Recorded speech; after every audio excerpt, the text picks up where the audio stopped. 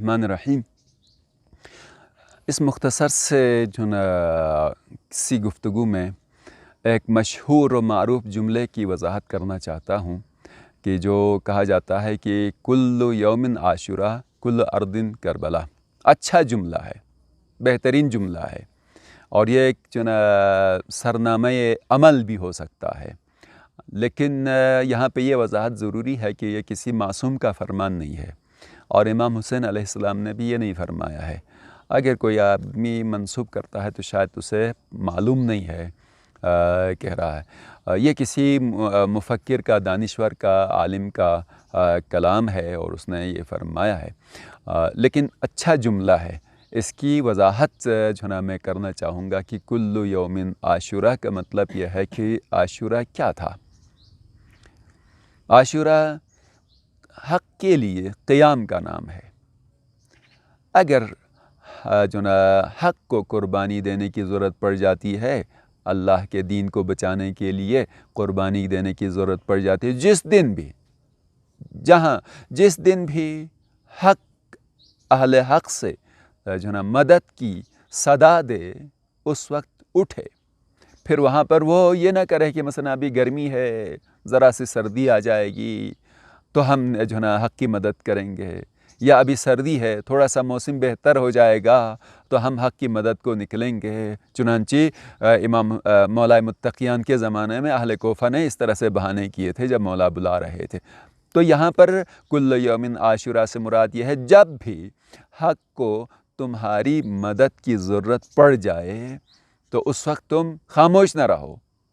بیٹھے نہ رہو گھروں میں، قیام کرو، اٹھو، آواز جو نا دو، صدا بلند کرو، اور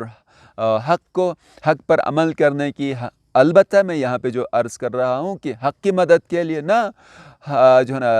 حق کا کچھ نہیں بگڑتا، حق ہمیشہ حق ہے، لیکن اگر حق کی حمایت کرتے ہیں تو خود زندہ رہتے ہیں، خود عزت پاتے ہیں، خود غیرت پاتے ہیں، ورنہ دین الہی ہمیشہ سے زندہ ہے اور اللہ کی توحید کو کوئی نقصان نہیں پہنچا سکتا۔ ان تنصر اللہ ینصرکم ویثبت اقدامکم، تم اللہ کی مدد کرو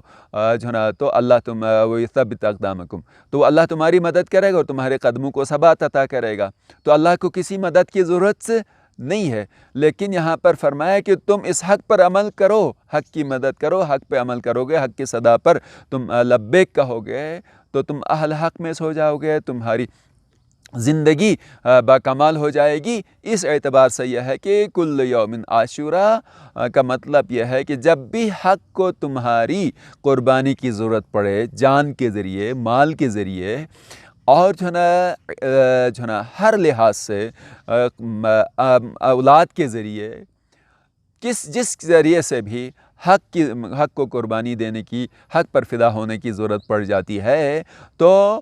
یہ نہ دیکھو یہ آرام کا وقت ہے یا نامناسب وقت ہے، نہیں، آپ نے اس وقت قیام کرنا ہے، اس وقت اٹھنا ہے، خاموش نہیں رہنا ہے۔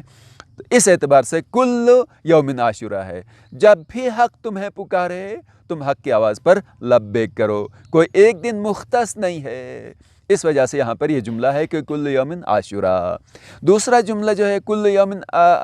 عاشورہ کل ارض کربلا۔ کل ارض کربلا سے بھی جب اس پہلے والے جملے کی وضاحت کے ساتھ یہ ذرا آسان ہو جاتا ہے اس کو سمجھنے کے لیے کہ ہر زمین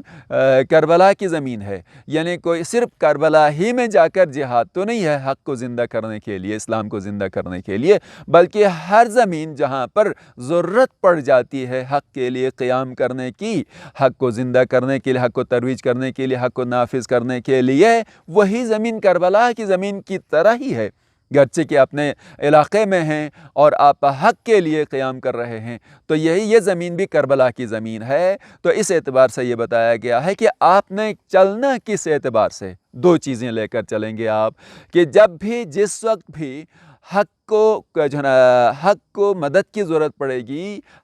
اور حق صدا دے تو حق کی صدا پر لبیک کہنا ہے، جب بھی اس اعتبار سے جہاں کہیں بھی، زمین کے اعتبار سے، ملک کے اعتبار سے، خطے کے اعتبار سے، جس جگہ بھی، جس علاقے میں بھی حق صدا دے، وہاں پر اس علاقے کے رہنے والوں پر لازم ہو جاتا ہے کہ وہ حق کی صدا پر لبیک کرے۔ اس اعتبار سے یہ بتایا گیا ہے کہ بس صرف وہ کربلا ہی نہیں تھا، یعنی کربلا ہی نہیں تھی کہ جہاں پر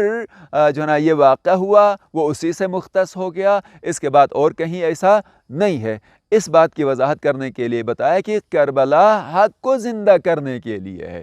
عاشورہ یوم عاشورہ حق کو زندہ کرنے کے لیے ہے۔ تو پس جب بھی حق کے لیے ضرورت پڑ جاتی ہے، جس وقت بھی جہاں کہیں بھی اس وقت مدد کرتا ہے، تو یہی عاشورے والی مدد کی طرح ہی ہے۔ اور جس جگہ پر وہ مدد کرتا ہے، حق کے لیے آواز بلند کرتا ہے، میدان میں آ جاتا ہے، تو وہی زمین کربلا کی طرح ہی ہے کہ یعنی یہ کہ سخت حالات آ گئے ہوں اس علاقے میں، مشکل حالات ہوں اور جو ہے نا دشوار حالات ہوں، ظالم لوگ ہوں، ان ظالموں کے خلاف، ان حالات کے خلاف قیام کرنا جب بھی جس جگہ بھی یہ مراد ہے۔ کل یوم عاشورہ کل اردن کربلا کا۔